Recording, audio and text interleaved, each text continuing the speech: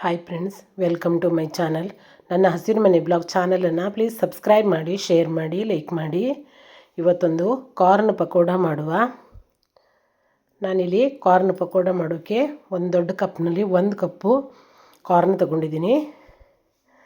ಇದನ್ನು ಚೆನ್ನಾಗಿ ತೊಳ್ಕೊಬೇಕು.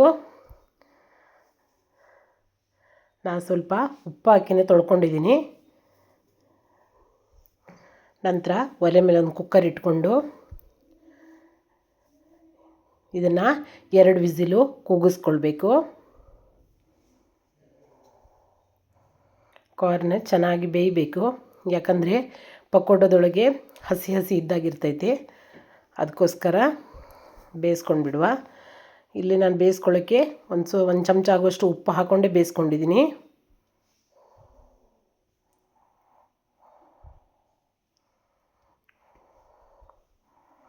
ನಂತರ ಇದು ವಿಸಿಲ್ ಹೋದ್ಮೇಲೆ ಸ್ವಲ್ಪ ತೆಗೆದಿಟ್ಕೊಳ್ಳುವ.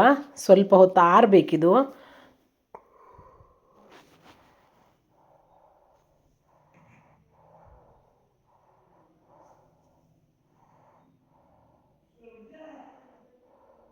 ಬಿಸಿಗೆ ಹಾಕಬಾರ್ದು.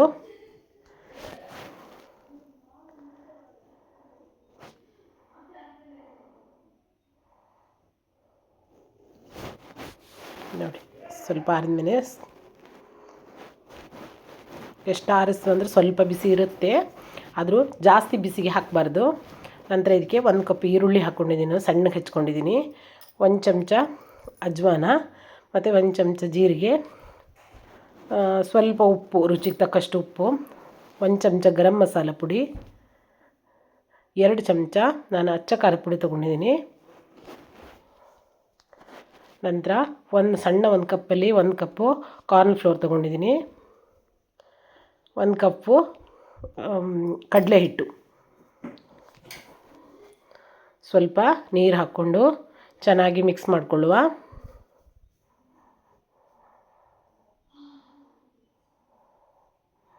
ನೋಡಿ, ಚೆನ್ನಾಗಿ ಮಿಕ್ಸ್ ಆಗಬೇಕಿದು.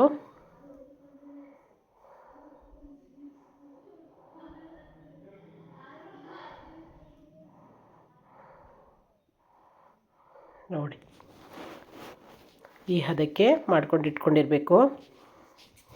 ನಂತರ ಒಲೆ ಮೇಲೆ ಒಂದು ಪಾತ್ರೆ ಇಟ್ಕೊಳ್ಳುವ. ಪಾತ್ರೆ ಬಿಸಿ ಆದಮೇಲೆ ಎಣ್ಣೆ ಹಾಕ್ಕೊಂಡು, ಎಣ್ಣೆ ಬಿಸಿ ಆದಮೇಲೆ ಚಿಕ್ಕ ಚಿಕ್ಕ ಪೀಸು ಪಕೋಡನ್ನು ಬಿಟ್ಕೊಳ್ಳುವ. ಚಿಕ್ಕ ಚಿಕ್ಕದಾಗಿ ಬಿಟ್ಕೊಳ್ಬೇಕು, ಯಾಕಂದರೆ ಅದರಲ್ಲಿ ಕಾರ್ನ್ ಇರುತ್ತಲ್ವ, ಜಾಸ್ತಿ ದೊಡ್ಡದು ಬಿಡಬಾರ್ದು.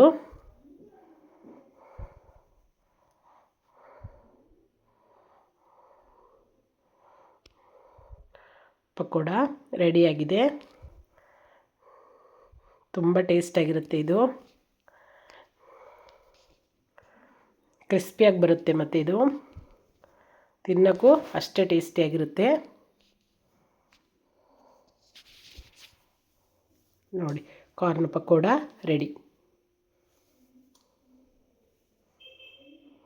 ನೋಡಿ ಎಷ್ಟು ಚೆನ್ನಾಗಿ ಬಂದಿದೆ ಅಂತ.